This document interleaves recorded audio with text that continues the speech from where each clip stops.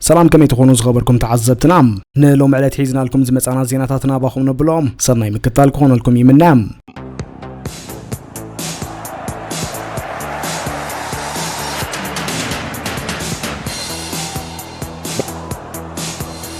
تأمر أتلانتا ميسن أرجنتينا ناب 14 دقائق نلبي جبسوين سيروم أبقى عصقري 9 دقائق زينو وحيز بهال أب أتلانتا جن 14 دقائق نتاريخ كل تهجرات نمغيار غولين يروم شامبيون عالم زغونة أرجنتينا ناب 40 فتصامي وانش عالم نمحلاف أبقى مياه جراويت كانتا جبسي أف موت بسي حابز نبرت اللصوتا بزجات مزجرمني 14 دقائق تأمراتاوي من اللصوت سلسة بخلته بزغونة وتصيت بعوز زازيمات طلام أبتي بوترز تملمشت فرعونات جبسي عالم زاس دممة جيم مريم ياسر إبراهيم نتخلق على أرجنتينا ليساندرو مارتينيز بليسو كاب عقمي حل ولدات إيمي مارتينيز وصعي بزغونة من قديم كعصو بروسو بمهرام نجبسي كاب تثبيت وصا زغونة مريحنتات حيزوام أوش 15 دقائق تمرح جمرت أرجنتينا نابصوتان مملاس هيثم حسن نيكولاس تاغليافيكو بمودغو ماكلاي دنيا فوصم كلا كتصوع كله تعذابي تيك سابلومي ابزوان عالم شوعات شتوتات مزغيبو زصنح ميسي كسحتايلو تثبيت زغبري نبرن انتخونه كنت ابزمشت بلوص كوينو زمسي حلا ولدات جبسي مصطفى شوبير ابلداتو كم مندق شاينا دو بمبال نتا فصم كلا كدحنا ترايوم زي ترا يكونن شوبير ناي ماكاليسترن وليان الفارز فتنتات بمدحنون ناي كابايت حلفون يخم ملختي بمحلاف تاسفا غوريصوم كم زوصو كغبروم ترايوم ميسي ابزنايلومي وانش عالم كل تتخاتلتي فصم كلا بمسحتون نبعلو تاريخ كوينولوم دراما فارن حنا مفداي زيكون ابقى برق جبسي مرحنتا زو حاسه مسيلاني رام موصالح حسنن بزرايو بلوص ناي قبل طبب بسمتي بلوص برازيلاوي تصاوتاي زيكو زصواعناي كنفيات كاي جبسي كاليت شوتو جبسي امزغيبوم تاشوتو دحيرا بVAR كوانت تسرزت زيكو غناي تدهلن دحر حيده دقائق دمام باتيز لمدو متقعتاوي طبب ابيلو بقلطف صار متقعتي كاليت شوتو مربب ارجنتينا بمسفر نجبسي كلته بادو كتمرح خيلوام كابزي زغصلتني 14 دقائق بوبلات امر ارجنتينا يوم مدوب صوتاك ود 10 دقائق تراي مسترفوم تيت امراتاوي زغون ليونيل ميسي نتصوتا بعلو كقصاصر وسينوم امبل 79 دقائق دمام ميسينا وشت لداز الاخا بالاستغعصو كريستيان روميرو كوتي بروسو غچيو مربب جبسي بمنقسقاس ناي تسفا شوتو امزغيبو صوتا خلته بحد خوينوم هاغراويت غانتا جبسي دخام كقصاصر ابز جمرلو وان دحر غروب دقائق كعصو كاب صندوق مقصعتهم بزغبا كالي واي كالون كعصو مانابتن زي محراي غار ميسي بصيحام ميسي دما بزي زغون دنغاص بحيل هاريمو نتي ابز غطم بلص بقازراي حلاو لدات مصطفى شوبير بليصام كعصون لعلواي شامبقو لدات جبس غچام امربب كم تعرف بمغبار صوتانا معروصيت مليسوم اب كتما اتلانتا زركب ميدا مرسيدس بنز دمام بدمصي دغفت ارجنتينا تناويصوم صوتانا بتوسقي 30 دقيقه خيدا بزدالو لوز مسل زنبروان صلاح فصوم كلاي غبانا نابله بخنتو خماغوت كلهم ارجنتينا بقلطف متقعتين قدميت وصيا لاوتارو مارتينيز كاب كنفينا بدات زلاخا خعصوم اكفافال انجليزاويت كلب تشيلسي زغون انزو فرنانديز نغبصاوين بزسنبر خونتات كعصو برسو غيچو سالسيتن عوت ارجنتينان زرغاغص شوتو امزغيبوم اموداتا زغطم بفصوم اغرغريو تزازيموم لزغطم زمرح فرنساوي ماكلاي دانيا فرانسوا لتكسيم كم عدالي كارتا بلاك جاك بچخرتات ناب انفت غبصاوين تصاوتن ستاف مسلطان انت هاغراويت غانتا كزرون ترايوم اتي زغرم دم ارجنتينا قدم خلت عامت اب اوتوبوس بزدرفتو عليتاو صرفي زحازلن فرنسا زناشو درفي امونغو زن كلت هاغرات بزفطرو مسحاب مخنيات بمغبار زي ماكلاي دانيا كمدبلا خلوم تقاويماتهم منبرايوم اموداتا بتميدا بحد شنخ حرقان انت عسان غبصاوين كرخولهم ابتي كال شنخ دما تقصر 10 ماليا زلبس ميسي بنبعت حاجوس كحصب ترايوم زغطم بزي ترتر بدرامان كتعنز تسنيم بلصوتانا يزوان عالم كوينو كسنديوم زني ارجنتينا تامراتاوي ملصوت نلبي غبصاوين تراي زيكونه نمزاغبتي تاريخون زسبرينيروم ارجنتينا وانچ عالم فلماشوتو مستمزغبا مالتيوم صوتا بعوت كزازم تابلتي 24 سنه 2006 انصار مكسيكو جميرام زي انصار غبصي زرايتو ملصوت نفلماوانيوم زي باتلانتا زتخيده دراما صوتا بعوت ارجنتينا كوانت تزازمه تي دحر صوتا زسمع زلو ጫውጫውታን ክታዓትን ግን ማዕረታ ሜዳ ዝተራየ ውጥረት ይንህራሎም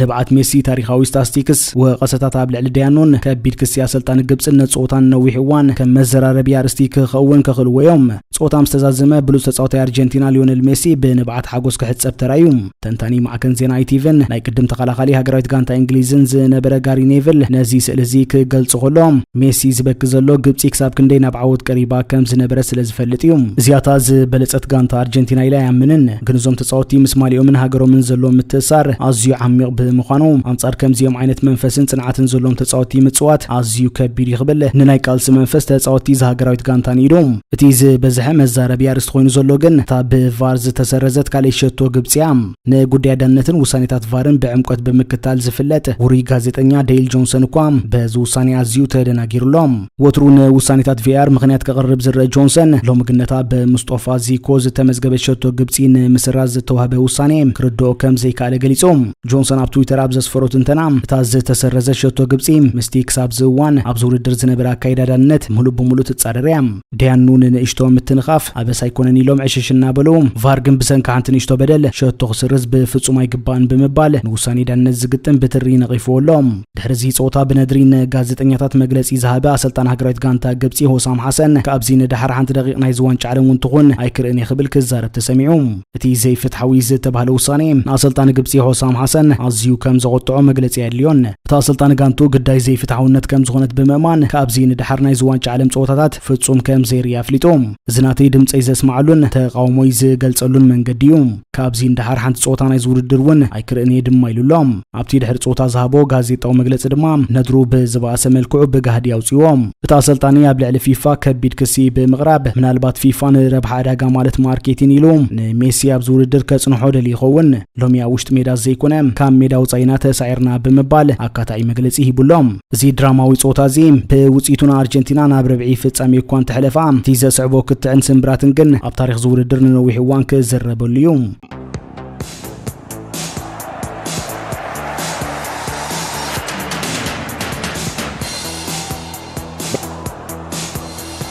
ፊፋ ማዕበል ቅልውላው አህጉራዊ ማህበር ኩዕሶ እግሪ ፊፋ በሰንክቲና አጥቃይ ሀገራዊት ጋንታ ሕብረት መንግስታት አሜሪካ ፎላሪን ባሎገን ዝተዋህቦ ናይ ቀይሕ ካርድ መቅጻዕቲ ዝወሰዶም ናይ ምስራዝ ውሳኔ ኣብ ከቢድ ህውከታት ይርከብ እዚ ንሕጊ ውድድር ዝገሃሰ ስጉምቲ ኣብ መላእ ዓለም ዝርከቡ ኣካላት ኩዕሶ እግሪ ብሓባር ከም ዝኹንንዎ ዝገበረ ኾን ከሎ ፕሬዚደንት እቲ ማህበር ጃኒ ኢንፋንቲኖ ካብ ስልጣኑ ክእለ ዝጽውዑ ድምጽታት እውን ካብ መዓልቲ ናብ መዓልቲ ይውስኹለው ባሎገን ምስ ቦዝኒያ ሄርዞጎቪና ናብ ዝነበረ ጾታ ብቀይሕ ካርድ ስለዝተሰጓ አንጻር ቤልጅየም ኣብ ዝነበረ ናይ መወዳእታ 16 ሸግጥም በወግዒ ክእገድ ነይርዎም እንተኾነ ግን ፕሬዚደንት አሜሪካ ዶናልድ ትራምፕን ፈጻሚ ዳይሬክተር ዋንጫ ዓለም ዋይት ሃውስ አንድሩ ጁሊያንን ምስ ኢንፋንቲኖ በቴሌፎን ድሕሪ ምዝራቦም ፊፋ ነቲ ናይ ሓደ ጾታ እገዳ ከም ዘናውሖ ኣፍሊጦም እዚ ውሳኔ እዚ ነታ ዋንጫ ዓለም ዘሎ ናይ ፍትሓውነትን ስፖርታውነትን ክብርታት ዘማስኒ ብምባል ማሕበር ኩዕሶ እግሪ ኤውሮፓን ፊፋ በትሪ ከሲስዎሎም ፊፋ ብዘውፅኦ መግለጺ ብመሰረተ አንቀጽ 27 ናይቲ ማሕበር ስነ ስርዓት ሕጊ ተመቕጻዕቲ ናብ ናይ ሓደ ዓመት ናይ ፈተነ እዋን ተደፊኡ ከም ዘሎን ባሎገን ኣብ ዝዋን እዚ ተመሳሳሊ በደል ተፈጺሙ ግን እቲ እገዳ ብኡ ተግባራዊ ከም ዝኸውን ሓቢሩ ነይሩ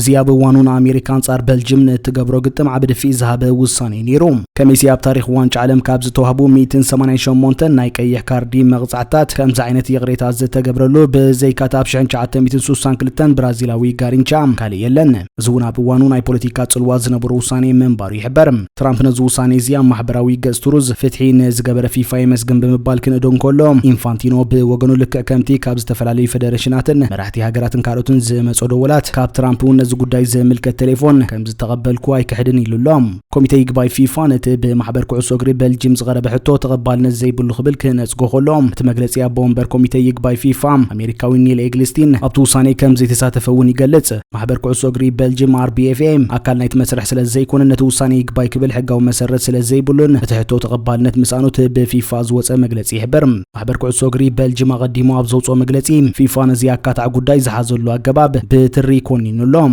ሚኒስተር ጉዳያት ወጻኢ ቤልጅየም ማክሲም ፕሬቮት በወገኑ ሓንቲ ናይ ቴሌፎን ጻውዒት ናይ ዝይርዳእካ ውሳኔ ብሓቂ ምክንያት እንተኾይና እዚ ንመሰረታውያን ሕግታት ኩዕሶ እግርን ስፖርትን ብግህዶ ምጥሓስ ኢሉሎም ትራምፕ እውን ብወገኑ እቲ ውሳኔ ማእከላይ ዳኛ ብፊፋ ክግምገም ከም ዝሓተተ ገሊጹሎም ኣቀዲሙ ትራምፕ ካብ ዋይት ሃውስ ኣብ ዝሃቦ መግለጺ ብዛዕባ ቀይሕ ካርድ ባሎገን ምዝራብ ንኢንፋንቲኖ ቴሌፎን ከም ዝደወለሉ ክእመን ከሎም ንሓደ ተጻዋታይ ብዝገበሮ ጌጋ ምቕጻዕ ሓደ ነገር እዩ ግን ኣብዚ ተጻወቶ ጾታ ብኸመይ ተቆጽዖም እዚ ኣዝዩ ዘይፍትሓዊ ይኽብል ከሎም እቲ ውሳኔ ድማ ዳግማይ ብፊፋ ክግምገም ሓቲተ ምስ ሓደ ኣዝዩ ክቡርን ደረጃ ክብረቱ ብ10 ዕጽፊ ዝዓብየን ሰቤት ዘራሪበ ባሎገን ዝፈጸሙ ጥሕሰት ሕጊ ፋውል ኮይኑ ስለዘይተሰማዕኒ ክግምገም ጥራይ ሓቲተ እዚ ውሳኔ እዚ ዝወሰዶም ኢንፋንቲኖ ኢላ ይኣምንን ኮሚቴ ነዚ ውሳኔ ሂቡ ቅኑዕ ውሳኔ ድማ እዮም ገይሮም ምክንያቱ ቀዳማይ ነገር ጥሕሰት ኣይነበረን ካልኣይ ድማ ጾታ ብዝበለጹ ተጻወትካ ክትርኢ ኢኻ ትደሊ ሜሲ ሮናልዶ ሃሪኬን ካብ ጾታ እንተተኣልዮም ከመይ ይስማዓና ከምኡ ክግበር ኣይከኣልን ዝበለጹ ተጻወትና ሜዳ ክህልውሎም ቤልጅየም ብግዲ ዓባይ ጋንታ አላታ ናትና ብሉጻት ሜዳ ክህልውሎም ናታቶምን ብሉጻት ተጻወቶም ሜዳ ክህልው ነይሮም ድሕሪ ዚን ተታዊትና ወይ ተሳዒርና ድማ ፍትሓዊ ይኸውን ክብል ተዛሪቦም ዩኤፋ ፊፋ ነተቀንዲ ሕጊ ናይቲ ውድድር ከየኽበረ ብምሕላፎም ቀይሕ መስመር ጥሒሱሎ ክብል ገሊጾም ኣውቶማቲካዊ ናይ ሓደ ጾታ ኣገዳ ከም ድሌትካ ትመርጾ ኣማራጺ ዘይኮነ ኣብ ውሽጢ እቲ ማሕበር ዝሰረጸ መትከልዩ ድማ ይብል ርጉጽነት ሕግታት ባህለውቱ ክረጋገጽ ኣብ ዘይክለሉ እዋን ክንዕና ናይቲ ጾታ ብሓደጋ ይወድቕ ተኣማንነት ናይቲ ውድድር ድማ ይዳኸም ይብል ዩኤፋ ኣብ መግለጺኡ ብተመሳሳሊ ኣብዚ ዘሎ ውድድር ከምዚ ዓይነት ውሳኔታት ሕማቅ ቅድመ ኩነት ይፈጥር እዩ ምክንያቱ ሕጂ ተመሳሰልቲ ኩነታት ማዕራት ተሓዛ ካሓትት እዩ እዚ ድማ ነቲ ውድድር ዝጎዲ እዩ ኣብ 2016 ብሰንኪ ቅልውላው ብልሽውና ስልጣኑ ብኢንፋንቲኖ ዝተተከየ ናይ ቅድም ፕሬዝደንት ፊፋ ሴፕ ብላተር ኣብ ማሕበራዊ መርበብ ኤክስ ቀይሕ ካርድ ብፖለቲካዊ ናይ ቴሌፎን ጻውዒት ኣይስረዝን እዩ ብሕግታት ብመርቱዕታትን ናጻ ብዝኾኑ ኣካላትን እዩ ዝስረዝ ሓደ ፕሬዝደንት ኣሜሪካ ምስ ፕሬዝደንት ፊፋ ጣልቃ እንተኣትዩ ነዚ ቀፂሉ ድማ ሓደ ተጻዋታይ ቅድሚ ናይ መጻረይ ጾታ ዋንጫ ዓለም ብሃንደበት ካብ እገዳ ነጻ እንተኮይኑ ሕቶታት ክለዓል ዘይተርፍ እዩ ክብል ጽሒፎም ኮሚሽነር ስፖርት ሕብረት ኤውሮፓ ግለን ማካለፍ በወገኑ ብዛዕባ ስፖርት ዝወሃቡ ውሳኔታት ናይ ስፖርታዊ ትካላት እምበር ናይ ፖለቲከኛታት ኣይኮኑን ይብል ኣብ ስፖርታዊ ውሳኔታት ጽልዋ ምግባር ንናጽነት ስፖርት ዘዳኽም እዩ ክብል ድማ ቤክስ ጽሒፎም ናይ ቀደም ኣቕራቢ ስካይ ስፖርት ጄፍ ስተሊንግ እገዳ ፍሎሪን ባሎገን ድሕሪ ምስራዙ ፕሬዝደንት ፊፋ ጃኒ ኢንፋንቲኖ ብቕልጡፍ ስልጣኑ ክሓድግ ጠሊቡሎም ስተሊንግ ቶክ ስፖርት ክዛረብ ከሎም እዚ ፍጹም ውርደት እዩ ሰባት ቀይሕ ካርድ ክኸውን ኣይግባእን ነይሩ ክብሉ ከለዉ ነቲ ቀንዲ ቁም ነገር ሲሒቶም ኣለዉ እዚ ኣገዳስነት የብሉን እቲ ቁም ነገር ቶም ሰበስልጣን ነዚ ጉዳይ ዝሓዝሉ ኣገባብ እዩ ጃኒ ኢንፋንቲኖ ሎሚ ስልጣኑ ክሓድግ ኣለዎ ይብል ናይ ቀደም ኣጥቃዒ ሃገራዊት ጋንታ እንግሊዝን ማንቸስተር ዩናይትድን ዝነበረ ዋይን ሩኒ ነቲ ውሳኔ ፍጹም ውርደት ክብል ጸዊዕዎም ሩኒ ሰንበት ንቢቢሲ ኣብ ዝሃቦ ቃል ኢንፋንቲኖ በዚ ተግባር ክሓፍር ይግባእ ስፖርታዊ መንፈስ ናይ ጸወታ ምልክት ሕቶ ኣውዲቑዎ ኣሎ ኢሉ ጋሪ ኔቭል እውን ነቲ ውሳኔ ብምኹናን እዚ ውሳኔ ይጨንሎ ክብል ተዛሪቦም ንአይቲቪ ስፖርትስ ኣብ ዝሃቦ መግለጺ ጋሪ ኔቭል ግቡእ ናይ ገምጋም መስርሕ ክህሉ ይግባእ ክብል እውን ወሲኹ ገሊጹ ኣብ መወዳእታ ድማ ጋሪ ኔቭል ምዞም ጉጅለ እዚ ኣይገርመናን ይኽብል ተሰሚዑ ነይሩ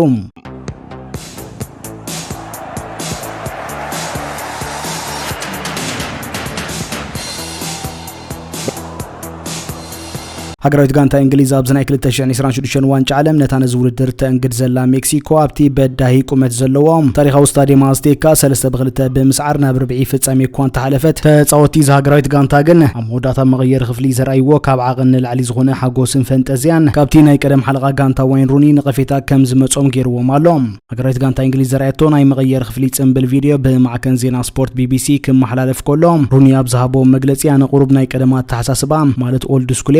ዝኾነ ነገር ምስትስዕር ክትሕጎስ ከም ዘለካ ፈልጥ ግን እዚ ሕጂ ዝገብርዎ ጽምብል ቁሩብ ቅድሚ እዋኑ ዝተፈጸመ ኮይኑ ዝስማዓኒ ክብል ከሎም በተኻሊ ሸነኽ ድማ ኣብቲ ስቱድዮ ዝነበረ ናይ ቸልሲ ተጻዋታይ ነበር ሴዛር አዝፒሊኩዌታ ምስ ሓሳብ ሩኒ ከም ዘይሰማማዕ ብምግላጽ ነቶም ተጻዋቲ ክማጎተሎም ተሰሚዑ ከም ተጻዋታይ መጠን ምስ ሓንቲ ውድድር ተእንግድ ሃገር ኣብ ከምዚ ዓይነት ከቢድ ሃዋህው ተጻዊትካ ምስትስዕር ክትሕጎስ ኣለካ ብምባል ተጻዋቲ ሃገራዊት ጋንታ እንግሊዝ ንዘራይዎ ጽምብል ከም ዝሕጎሰሎም ገሊጾም እቲ አንጻር ሜክሲኮ ዝነበረ ጾታ ብዙሕ ድራማታት ዝተመለየ ነይሩ እንግሊዝ ኣብ ታሪኽ ዋንጫ ዓለም ንሜክሲኮ ሜዳ ኣዝቴካ ዝሰዓረት ቀዳሚቲ ጋንታ ብምዃን ዓብ ታሪኽ ክስንድ ኪለያ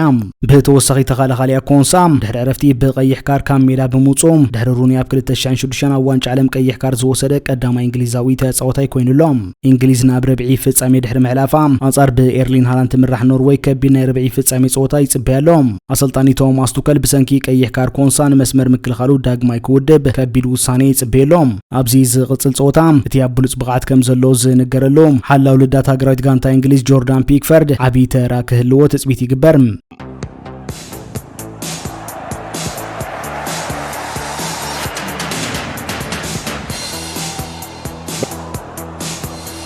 ሓጸርቲ ዜናታት መስርሕ ምስጋር ተጻወቲ ሪያል ማድሪድ ንናይ ባየር ሙኒክን ሃገራዊት ጋንታ ፈረንሳይ ኣጥቃዒ ማይክል ኦሊሰን ምፍራም ክሳብ 220 ሚልዮን ዩሮ ዝበጽሕ ጠለብ ኣዳልያ ከም ዘላ ተሓቢሮም እዚ ክውን ምስ ዝኾነ ኦሊሰን ሳብ ሃገራዊት ጋንታ ፈረንሳይ መጻወቱ ዝኾነ ኪልያን ምባፔ ናይ ምጽዋት ዕድል ክወሃቦ ማለት እዩ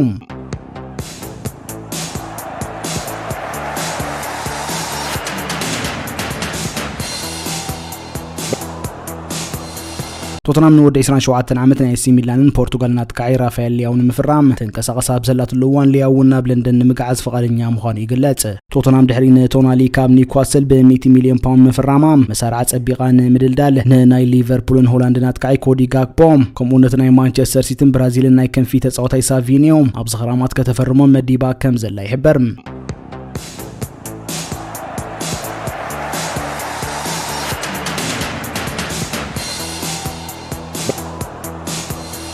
መጻይ ወዲ 23 ዓመት ፈረንሳዊ አጥቃይ ብራድሊ ባርኮላ PSG ገና ንጹር ኣብ ዘይኮነሉ ዘለዋን አርሰናልን ሊቨርፑልን ንዑን ምፍራማ መስመር ተሰሊፈን ከም ዘለዋ ተገሊጾም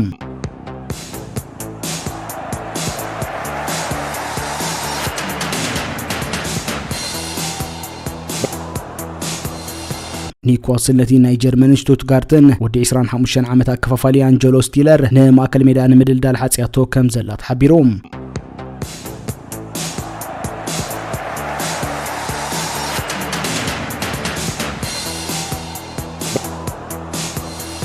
ማንቸስተር ዩናይትድ ሓድሽ ሓላው ልዳት ኣብ ተናድየሉ ዘላዋን ኣይናብቲ ናይ ፓራጓይን ሳን ሎሬንዞን ዝኾነ ወዲ 26 ዓመት ሓላው ልዳት ኦርላንዶ ጊላን ቢራላ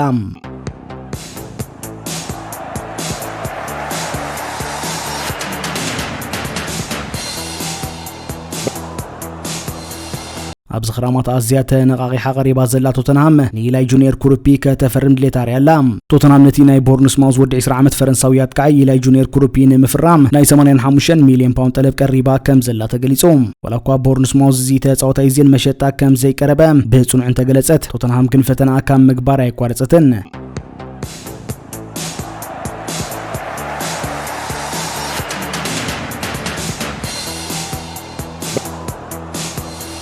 መጻይ መሐመድ ሳላህን አትሌቲኮ ማድሪድ ነተኻብ ጋንታ ዝወጻ አንቷን ግሪዝማን ንምትካም ንናይ ቅድም ናይ ሊቨርፑል ኮኸብ ወዲ 33 ዓመት መሐመድ ሳላህ ከተፈርሞ ትደልላ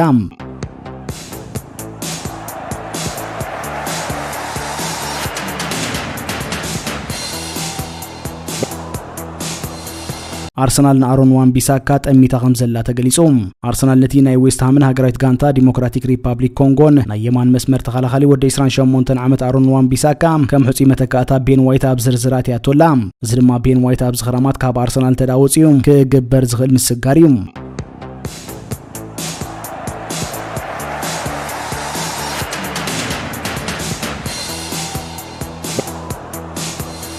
ቃልሲን መፍራም ክሪስቲያንሲዮ ሳመርቪል ሊቨርፑል ነቲ ናይ ዌስት ሃም ወዲ 24 ዓመት ሆላንዳዊ አጥቃይ ክሪስቲያንሲዮ ሳመርቪል ንምፍራም ኣብ ዝግበር ዘሎ ቃልሲ ምስ ቸልሲን ማንቸስተር ዩናይትድን ተጸምቢራ ከም ዘላ ተሓቢሮም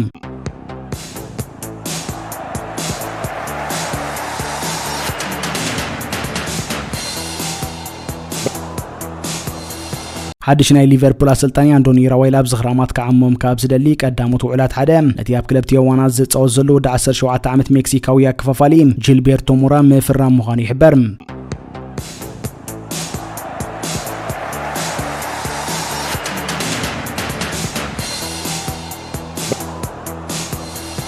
اسبانياوي قديم تخلخالي ود 34 عام داني كارفاهال ካብ ريال مدريد ድሕሪ ምውጽኡ ናብ ተሓዳስ ናብ ላዕለዋይ ደረጃ ዝደየበት ክለብ ዲፖርቲቮ ላ ኮሮኛ ክጽምበር ከም ዝኽእል ተገሊጹ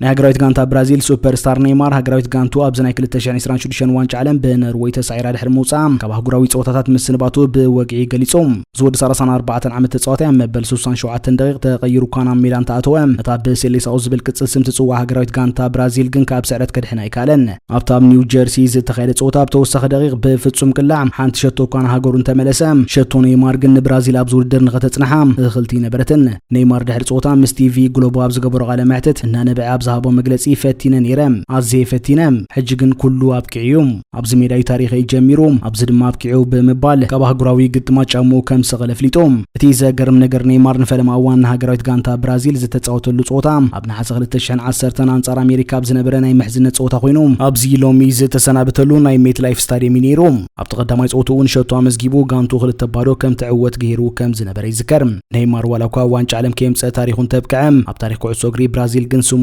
ወርቂ ቀለም ካብ ዘጻሕፉ ተጻወትዩ ኔይማር በጠቅላላ 80 ሸቶታት በመዝጋብ ኣብ ታሪኽ ብራዚል ናይ ኩሉ ግዜ ዝለዓለ መዝጋቢ ሸቶ ኮይኑ ካብ መሳርዕ ሃገራዊት ጋንታ ዝፋኖ ዘሎም በተወሰኺና ሃገሩ 130 ጾታታት በምጽዋት ካብቲ 142 ጾታታት ዘካየደ ካፉ ድሒሩ ኣብ ታሪኽ ብራዚል ኣብ ካልኣይ ደረጃ ተሰሪዑ ይርከብ ኔይማር ካብ 2023 ጀሚሩ በሰንኪ ከበቲ ናይ መጉዳእቲ ጸገማት ንብራዚል ከይተጻወተ ጸኒሑ ናብ ናይ 2026 ዋንጫ ዓለም ተጸዊዑ መጽዩ ኣብ ዝውድድር ዝውን በሰንኪ ናይ ኣካላዊ ብቕዓት ጸገም ኣብ ክልተ ጾታ ጸወታታት ጥራዩ ክስለፍ ኪሉ ኔይማር ኣብ ናይ ጸወታ ኩዕሶ እግሪ ዘመኑ ኣብ 4 ውድድራት ዋንጫ ዓለም ክሳተፍ እኳ እንተኻለ ንሃገራዊት ጋንታ ብራዚል ግን ናብ ዝለዓለ ደረጃ ከብጽሓ ብዘይምኻሉ ርእሱ ኣድኒኑ ከም ዝሰናበት ኮይኑሎም ኣብ ልዕሊ ብራዚል ብዘመዝገቦም ክልተ ሸቶታት ቀንዲ ኣርእስቲ ኮይኑ ዘሎ ኣጥቃዒ ክለብ ማንቸስተር ሲቲ ኖርዌጃዊ ኤርሊንግ ሃላንድ ኣብ ናይ 2026 ዋንጫ ዓለም ሃገራዊት ጋንታ ኖርዌይ ኮይኑ ዘደንቕ ታሪኽና ሰርሐ ኣብ ዝርከበሉ እዋን ወላዲዮ ኣልፊንግ ብዛዕባ ናብ ሪያል ማድሪድ መጋዓዝ ዝሃቦ ሓድሽ ርእቶም እንደገና ዓቢ ናይ ምስጋር ወረ ክፈጥር ኪሉሎም ሃላንድ ኣብ ማንቸስተር ሲቲ ብሉጽ ተጻዋታይ እኳ እንተኾነት ናብ ሳንቲያጎ በርናቤዩ ናይ ምስጋር ዓቕሚ ግን ገና ኣብ ልዕሊ መጻዩ ጽላሎት ኣንቢሩሉሎም ወላዲ ሃላንድ ኖርዌይ ምስ ብራዚል ቅድሚ ምግጣማ ምስ ዳዝናብ ዝገበሮ ቃለ መሕትት ወዶ ኣብ እንግሊዝ ሕጉስ ምዃኑ እኳ እንተገለጸ ነታ ናብ ማድሪድ ወስድ ማዕጾ ግን ሙሉእ ብሙሉእ ኣያጽውን ሃላንድ ኣብ ማንቸስተር ሲቲ ኣዝዩ ሕጉስ እዩ ዘሎም ናይ ነዊሕ እዋን ውዕል እውን ኣለዎም ሓድሽ ወቕቲ ክጅምር ኢና ንጽበ ዘለና ግን ዝኾነ ተጻዋታይ ንማድሪድ ክጻወት እዩ ዝደሊ ኣብ ኩዕሶ እግሪ እንታይ ከም ዝኸውን ፈጺሙ ዝግመት ኣይኮነን ብምባል ሃላንድ ካብ ማን ሲቲ ወፂኡ ናብ ሪያል ማድሪድ ክግዕዝ ተኽእሎ ከም ዘለዎ ሓቢሮም እዚ ርእቶ ዝድማ ንደገፍቲ ሎስ ብላንኮስ ዓቢ ተስፋ ዝህብ ኮይኑሎም እዚ ናይ ኣልፊንግ ርእቶም ምስቲ ኣብ ሪያል ማድሪድ ተኻይዱ ዝተፈጸመ ናይ ፕረዚደንት ምርጫ ርክብ ክህልዎ ከም ዝኽእል ክሕበር እውን ጀሚሩሎም ኣብቲ ምርጫ ዝተሳዕረ ሕጹይ ሪኬልመ ሙሉእ ጎስጓሱን ሃላንድ ከፈርመ ብዝብል ተስፋ ነይሩ ዋላ እኳ ወኪል ሃላንድ ራፋኤላ ፒሜንታ ነዚ ነገር እዚ ሓሶት እዩ ክትብል እንተጸንሐት ዝሕጂ ካብ ስድራ ቤት ሃላንድ ዝወጽቃል ግን ነገራት ተለዋውእቲ ምዃኖም የርእያሎም ማንቸስተር ሲቲ ኣብ መጀመርታ 2025 ንሃላንድ ናይ ነዊሕ እዋን ውዕል ስለ ዝሕደሰትሉ ኣብ መርገጽያ ዝኾነ ለውጢ ከም ዘይትገብር ዝሕብር እኳ እንተኾነ ሪያል ማድሪድ ጸዊዓቶ ከኣቢ ዝኽእል ተጻዋታይ ብዘይምህላው ሲቲ ከይፈተወት መደባ ክትቅይር ከም ትኽእል ይንገር ሃላንድ ኣብዚ ዝካየድ ዘሎ ውድድር ዋንጫ ዓለም ድሮ 7 ሸቶታት ብምዝጋብ ብሊዮኔል ሜሲ ተበሊጹ ምስ ኪልያን ምባፔ ድማ ማዕረ ብምዃን ኣብ ላዕለዋይ ደረጃ ናይ ወርቂ ጫማ ውድድር ተቐሚጡሎም ሃላንድ ሃገሩ ኣብ 54 ግጥማት 62 ሸቶታት እውን መዝጊቡ ይርከብ ሃላንድ ዝናይ ዋንጫ ዓለም ጉዕዞ ሰብቅዐ ናብ ክለቡ ተመሊሱ ኣብ ናይ ታክቲክ ለውጢ ክጽበየ ምዃኑ ይፍለጥ ማንቸስተር ሲቲ ድሕሪ ምስንባት ፔፕ ጓርዲዮላ ንናይ ቅድም ናይ ቸልሲ ኣሰልጣኒ ኤንዞ ማሬስካ ከም ሓድሽ ኣሰልጣኒ ቆጺራቶ ስለዘላ ሃላንድ ምስ ሓድሽ ናይ ታክቲክ ቅዲ ናይ ምልማድ ቀዳምነት ክህልዎ እዩ እንተኾነ ኣብዚ እዋን ነታ ረብዒ ፍጻሜ ዝገጥማ ሃገራዊት ጋንታ እንግሊዝ ካብዚ ውድድር ካሊ ዘኽእሎ ዓቕሚ ሒዙ ንምምጻእ ኣብ ምስራሕ ከም ዝርከብ ይሕበር ዝኸበርኩም ተዓዘብትና ሎም ዝበልናዮም ዜናታት ነዚ ይመስሉ ኣብ ቀጻሊ ብተመሳሳሊ መደባት ክሳብ ንራኸብ ሰላም ጥዕናን ንኹልና